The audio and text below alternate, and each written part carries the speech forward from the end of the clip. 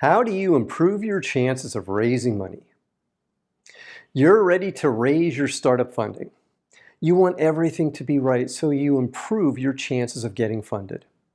And you know that every investor meeting counts because you don't know which investor will say yes.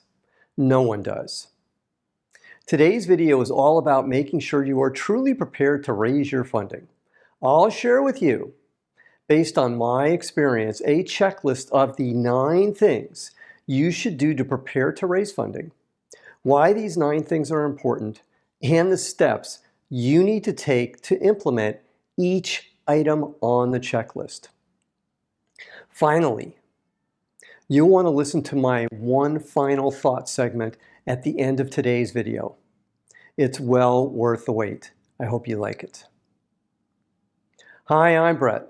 On my channel, I help early-stage startup CEOs like you raise money and grow your startup. So if this sounds like you, then hit the subscribe button and the bell so you get notified every time I release a new video. Let's get started. Let's start with the first item on our checklist. Number 1, a rehearsed pitch and pitch deck. When I was an entrepreneur in residence for a San Francisco-based venture capital fund, one of my responsibilities was helping vet potential investments. I'll never forget this one company that I met with. The CEO started his pitch by fumbling through his slide deck and then saying to me, "Here's a slide that might be good." We were sincerely interested in investing in the CEO's company, but he had completely blown it with us because he was clearly unprepared. Here's the deal. You will never know when lightning will strike when you're raising money. The first investor you meet with might be the investor that funds your startup. However, you will not get the investment if you're not prepared. So rehearse your pitch and your pitch deck. Get to the meeting early and be ready to go once the investor arrives. Since we're speaking of the investor you are meeting with, let's move on to number 2 on our list. Research the investor you are meeting with before you meet with them. Raising money is sales.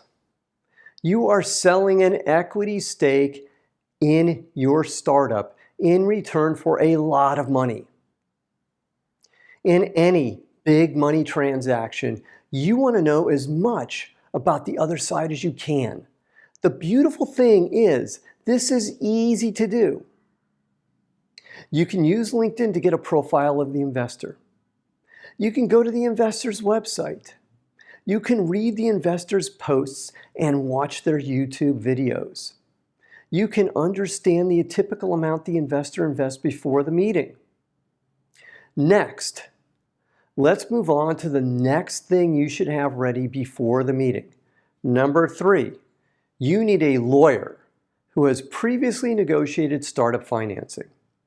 I know, lawyers are expensive, but hear me out because it's money well spent.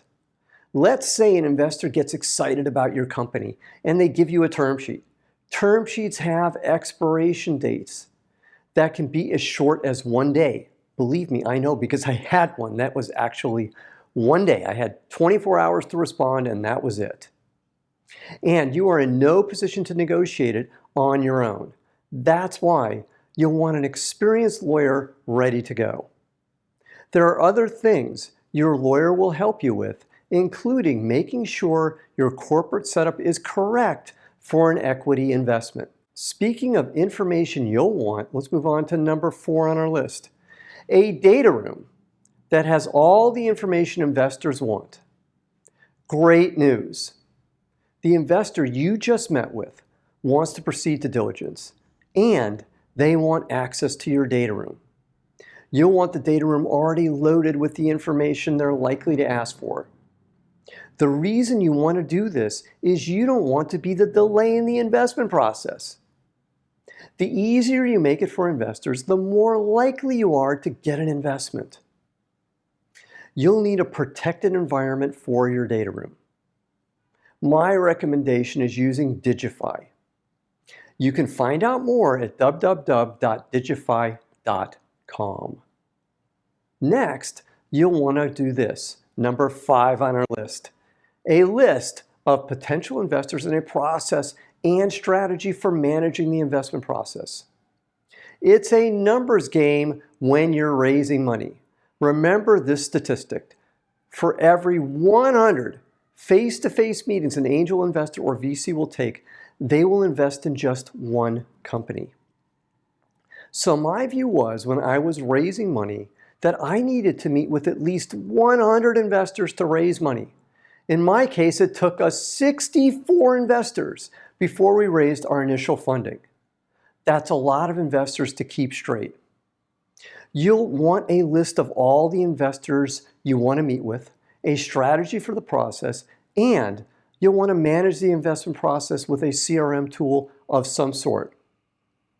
It can be a simple spreadsheet, or you can use a CRM tool like Pipedrive. Let's move on to number 6 on our list, traction. You'll need customer traction to raise money. The traction you'll need will differ depending upon how much money you're trying to raise. For example, if you're trying to raise your initial funding and you're raising from friends and family, then you don't need any customer traction. However, if you're trying to raise from angels or VCs, then the amount of traction goes up. You'll need paying customers and revenue. For instance, if you're raising between $50,000 and $500,000, then you'll need monthly revenue between $1,000 and $50,000. If you're raising between $500,000 and $5 million, then you'll need monthly revenue between $50,000 and $500,000. Obviously, the more revenue, the better. Let's move on to the next item on the list, number 7, references. More good news. The investor wants to go forward with the investment. On the diligence list, they ask for a list of personal references from you and customer references as well. Again, you don't want to be the delaying item, so you've done your homework already. You want to reach out to your professional references and customer references and ask them for permission to use them as a reference. Then give them a heads up to expect the call from a specific investor when it happens. Next, we're on to another good news point, number 8 on our list, how to answer key questions. There are questions that investors always are going to ask you. The answer to these questions aren't necessarily disqualifying, but you want to answer them the right way. Let me give you a couple of examples. The first is this question: what are your valuation expectations? You want to answer that by saying, we'll let the market determine the valuation. The market is investors, and you'll only hurt yourself by putting a value on your company. Watch this video for more on this. Let's move on to the second one. It's this: what is the exit you are expecting? This is another classic VC question. Your answer should be this: we're focused on building a great company. We'll let the exit take care of itself. Watch this video for more on this one. Now, if this content is resonating with you, then please hit the like button right now. Now we're on to my one final thought. This is my reason number 9. You need to have realistic expectations for the fundraising process. Raising money is not instantaneous. The typical time to raise money is about 6 months. That's the typical time. So I'd give myself about 1 year to raise money.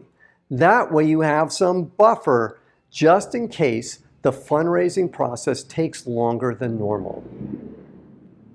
Now, what did you learn from today's video? Put your answer in the comments column below today's video. And if you have any questions, put them in the comments column too, and I'll be happy to answer them for you. Now, I have one more thing for you today. It's my free startup pitch deck template. It has all the slides you need to develop an awesome pitch deck. Click the link below today's video and it's yours for free. And for more great content, click on the video at the end of today's video. And if you haven't already, then click the subscribe button to get notified every time I release a new video. I'm Brett at brettjfox.com. Thanks for watching today. Take care. Bye.